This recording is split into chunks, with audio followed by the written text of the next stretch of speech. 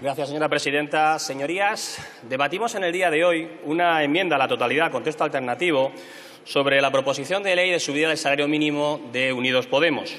Yo creo que en esta sala, en este hemiciclo, no hay ni un solo diputado, repito, ni un solo diputado de ningún grupo que no esté de acuerdo en la necesidad de subir el salario mínimo, por justicia, por dignidad y porque es responsabilidad nuestra garantizar que nuestros ciudadanos tengan la mejor calidad de vida. La discrepancia en lo que podemos estar más o menos de acuerdo, y es legítima, es en la cuantía de esa subida y en la velocidad con la que se lleva a cabo. He de decirles que mientras preparaba esta intervención revisé una gran cantidad de trabajos, de estudios, de publicaciones de distintos economistas. Algunos ya los han nombrado aquí. Revisé de Paul Krugman y, por supuesto, de Joseph Stiglitz, dos economistas que, desde luego, no se les puede acusar de ser neoliberales, precisamente. Ambos defienden la subida del salario mínimo para el Estado español y lo dicen como algo muy positivo.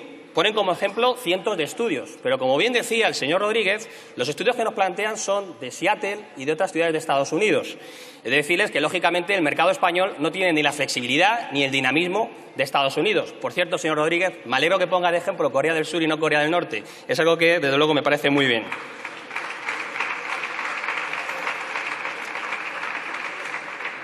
Como les decía, señorías, yo creo que todos estamos de acuerdo en la necesidad de la subida del salario mínimo. Revisemos cuáles son las ventajas. La primera ya la han dicho claramente. A tener mayor renta disponible, las personas con menos salario, se va a ocasionar un círculo virtuoso, ese crecimiento económico del que nos han hablado. Mayor renta, mayor gasto, mayor demanda interna, mayor crecimiento económico y, por consiguiente, mayor crecimiento de empleo.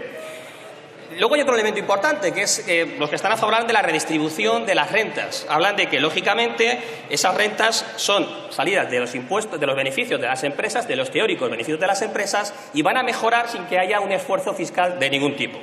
Yo creo que estos argumentos, solo con estos dos argumentos ya sería definitivo para que estemos todos de acuerdo en que hay que subir el salario mínimo. Pero claro, en economía, como ustedes saben, no siempre la realidad va de la mano de la teoría.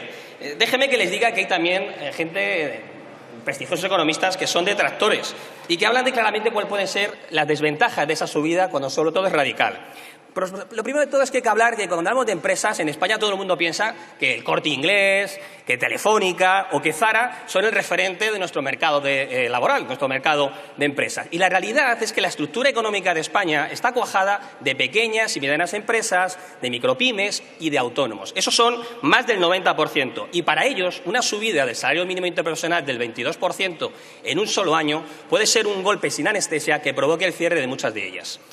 Les voy a poner un ejemplo claro. El otro día estuve reunido precisamente en Canarias con un colectivo agrario y me comentaban que la explotación típica que tienen es el propio trabajador, el propio autónomo, con 2 o 3 peones. Y me decían que, lógicamente, una subida de ese tipo les iba a golpear de tal forma que seguramente tendrían 2 soluciones. La primera, prescindir de uno de esos operarios, de uno de esos peones, y la segunda, que me parece también muy grave, utilizar la economía sumergida. Y la segunda de los elementos que tenemos que valorar a la hora de hablar del salario mínimo es a quién afecta. Afecta al 10% de la población. Y hablamos principalmente a nuestros jóvenes sin experiencia y a los mayores que se quedaron descolgados, por desgracia, después de la crisis económica. Es decir, personas que realmente tienen una cualificación baja y que tenemos que apoyar. Hay que haber unas medidas complementarias precisamente para evitar esa posible destrucción de empleos, porque hay estudios que hablan hasta de 180.000. Los más optimistas hablan de 40.000, pero lo que tenemos claro es que puede tener efectos perniciosos. Y como no me gusta hablar tampoco de las teorías de Estados Unidos o de Corea del Sur, déjeme que hable de nuestros vecinos europeos.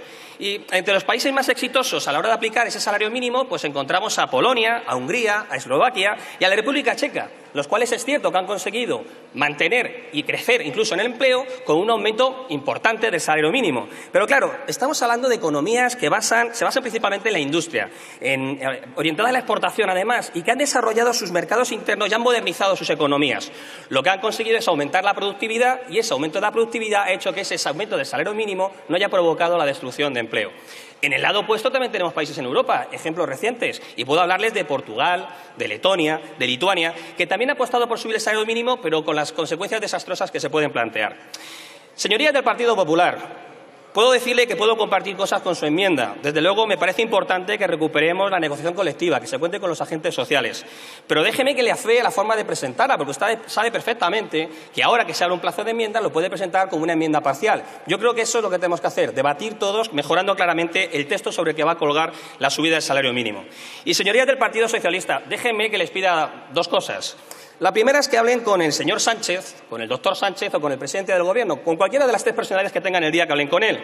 Y que le diga que ya sabemos que está trabajando, que está dialogando, que está estudiando, que está negociando, pero que el mundo sigue mientras hace todo eso. Y este país no se puede mantener a base de globos sonda diarios, como el último que hemos conocido hoy del supuesto acuerdo que tiene con las asociaciones de autónomos. Ya veremos si cristaliza.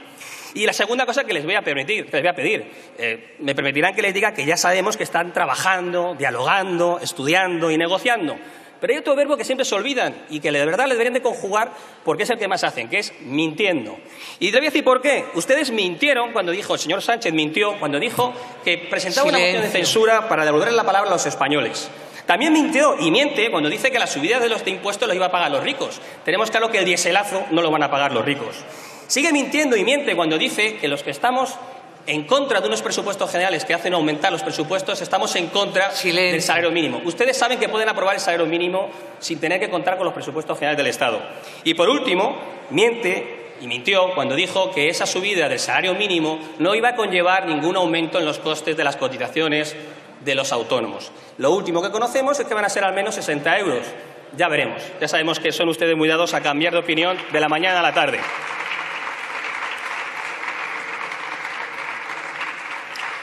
En definitiva, señorías, hoy nos abstendremos porque entendemos que lo importante es no acabar perjudicando a aquellos trabajadores a los que queremos beneficiar. Muchas gracias. Muchas gracias.